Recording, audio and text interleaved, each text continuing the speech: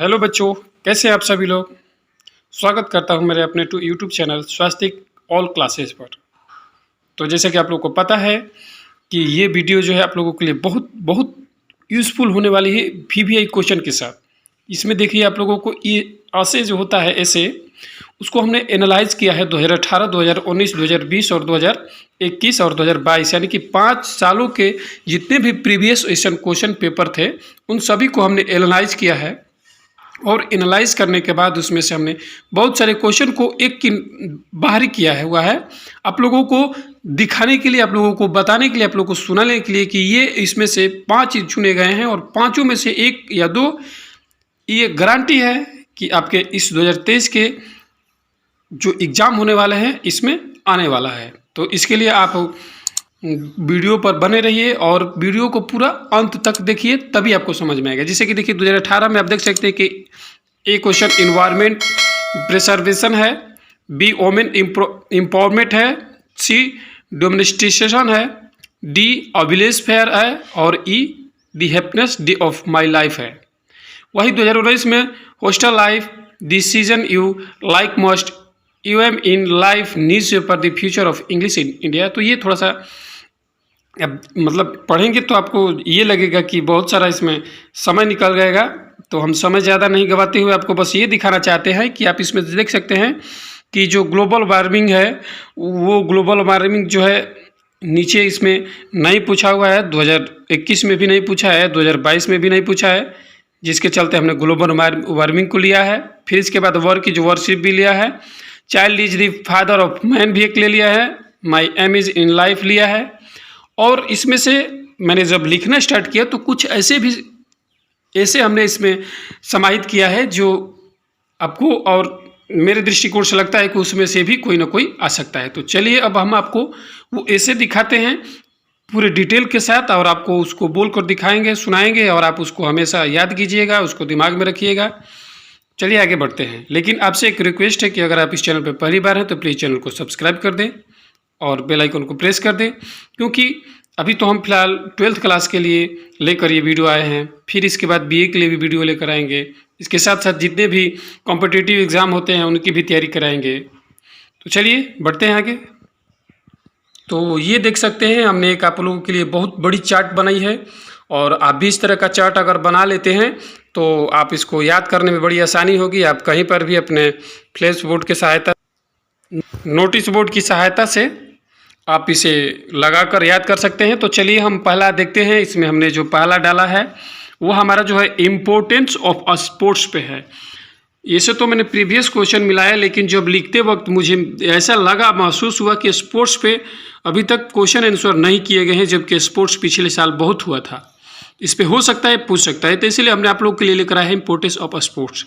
तो चलिए देखते हैं, इसको पढ़ते हैं। आप ध्यान से इसको सुनिएगा, कुछ करना नहीं है आपको। और अगर आपको ये लगे कि मैं इसका याद नहीं हो पा रहा है तो आप इसको कुछ नहीं करिएगा, इसको कागज़ पे लिखना है। इसके बाद लिखने के बाद इसको इंग्लिश से हिंदी में ट्रांसलेशन करके इसको समझना है कि आखिर इसमें लिखी हुई बातें क्या बोल रही हैं, और फिर तब इसको आप याद कीजिएगा। तो मेरी पूरी गारंटी है कि आपको ये दिमाग में सेट हो जाएगा।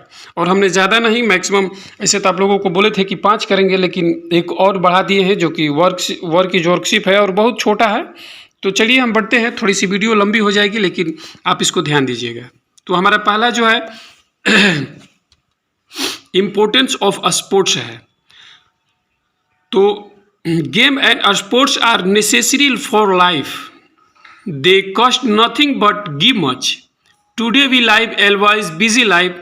Due to excessive works we got tired. Tiredness makes us dull. In such a physical condition, sports and game give us real life. We feel pleasure. So the games and sports are source of energy. They make up ready to do work with great enthusiasm. Games and sports are very useful. They keep us physical and mentally fit. They give a kind of exercise to our body. We are foremost requirement for the prepare growth of the body. Sports and game are very useful to student. They make them physically strong and mentally well balanced. They do their work with care and interest. Game and sports teach many things. They make use of discipline. We have to follow certain rules in all games and sports. They also teach us self-control. Needless to say, discipline and self-control are very useful in practical life. आगे बढ़ते हैं. Sports and games develop in us a sense of cooperation, and also we learn a lesson of follow feeling. In playground the whole team plays like a single man. Success of players in the success of the whole team. The world is also a playground. We all are players. Game and sports make a good citizen. No doubt game and sports are very useful, but they must be under limit. They damage our health if we indulge in them too much. Students should maintain balance between sports and studies इसको बोल सकते हैं. तो ये हमारा जो था importance of game पर था. आप इसको एक बार देख लीजिए. हो सके तो आप अगर फ्रेश दिखे तो आप इसको एक स्क्रीनशॉट भी ले सकते हैं. ठीक है. अब हम बढ़ते हैं दूसरा नंबर पे ग्लोबल वार्मिंग कर. आप इसको भी स्क्रीनशॉट लेकर आप इसको लिख सकते हैं या फिर दिमाग में सेट कर सकते हैं. और हमने आपको तरीका बता दिया है कि कैसे आपको इसको दिमाग में अगर सेट नहीं हो पा रहा है, याद नहीं हो पा रहा है, तो आपको कुछ नहीं करना, इसको लिखना है. इसको लिखने के बाद आपको गूगल लैंग्वेज से आपको इसको भाषा को ट्रांसलेट करना है, इंग्लिश से हिंदी में कर लेना है, और इसके बाद आप जो है इसको अच्छे से याद कर सकते हैं. चलिए हम दूसरे नंबर देखते हैं, global warming. Global warming is a term almost everyone is familiar with, but its meaning is still not clear to most of us. So global warming refers to the gradual rise in the overall temperature of the atmosphere of the earth. There are various activities taking place which have been increasing the temperature gradually.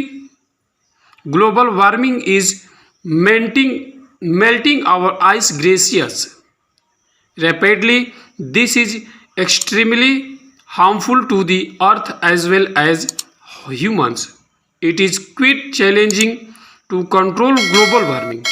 However, it is not unmanageable. There are various causes of global warming, both natural and man-made. The natural one includes a greenhouse gas, volcanic eruption, methane gas, and more. Next up, man-made causes are deforestation, meaning cattle breeding, fossil fuel burning, and more. Global warming can be stopped by a joint effort by the individual and the government. Deforestation must be banned and trees should be planted more. The use of automobile must be limited and recycling must be encouraged.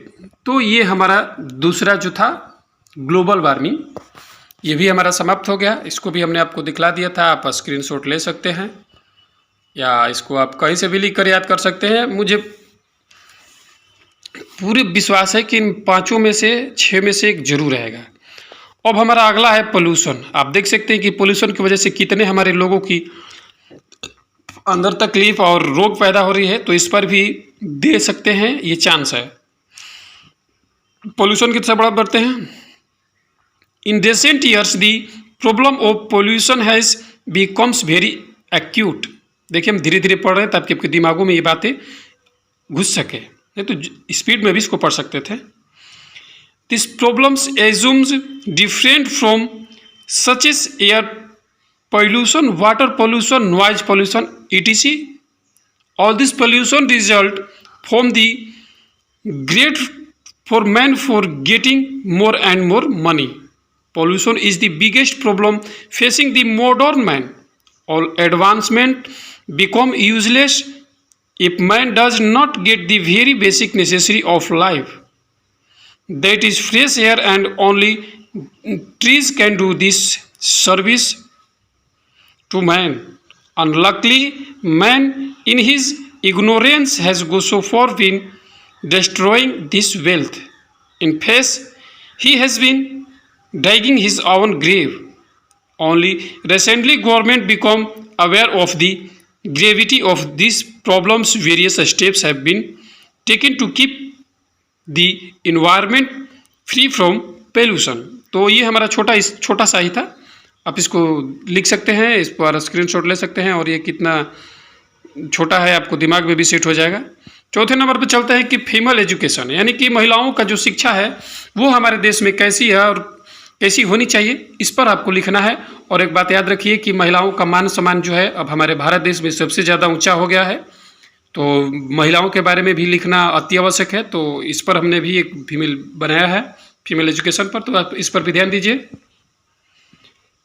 The norms of female education is so important that if anyone educates their girl child, then the two families become educated.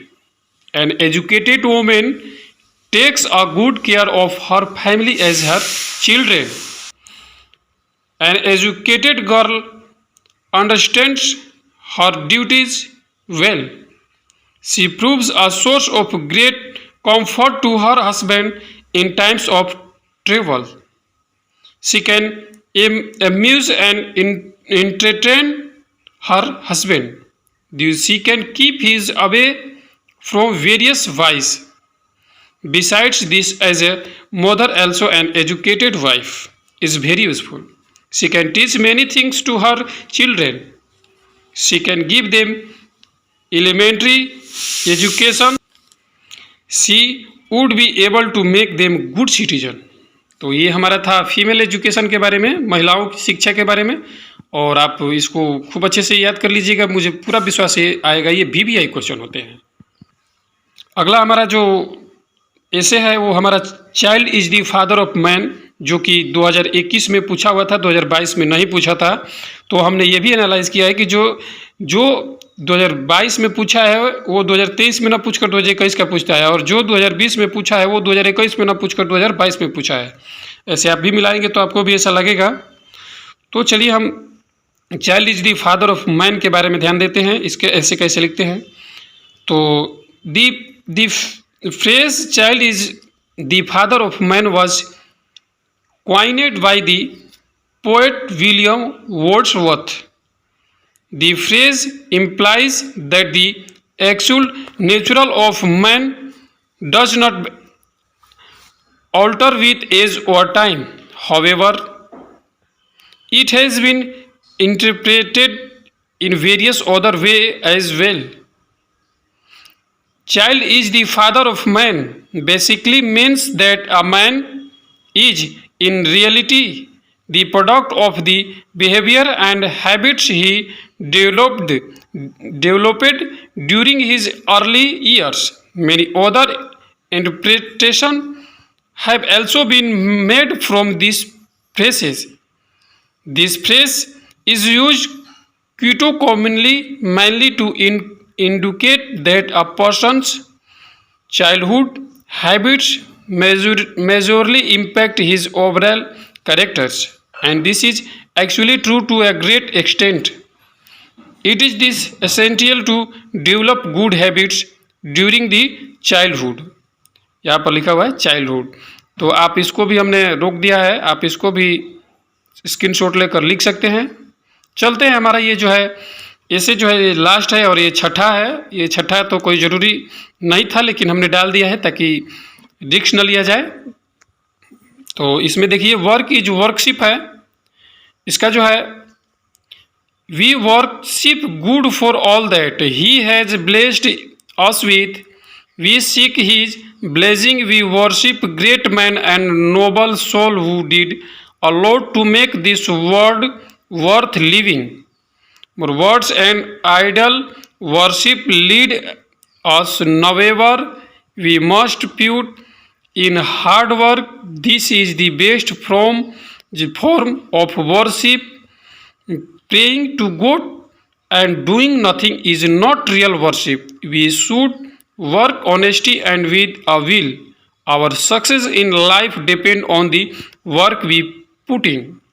Hard work will bear fruit and change this world into a paradise.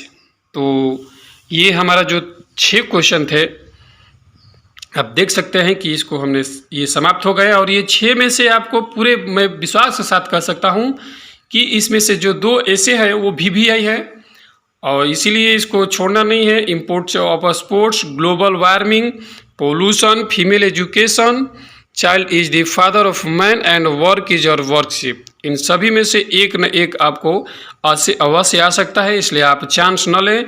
VVI है, आप इसको सुने, लिखें और याद करें। मिलते हैं आपसे अगले वीडियो में लेकर, जो है आपके लिए लेकर आएंगे। उस अगले वीडियो में जो है समरी को लेकर आएंगे। समरी, जो कि आपको समरी इंपॉर्टेंट चीज़ है कि कौन कौन से समरी हमको लिखना है, हमने इसमें भी एनालाइज किया है, तो दिखाएंगे आपको। चलिए मिलते हैं आपसे अगले वीडियो में, तब तक के लिए आप अपना ख्याल रखें। जय हिंद, जय भारत।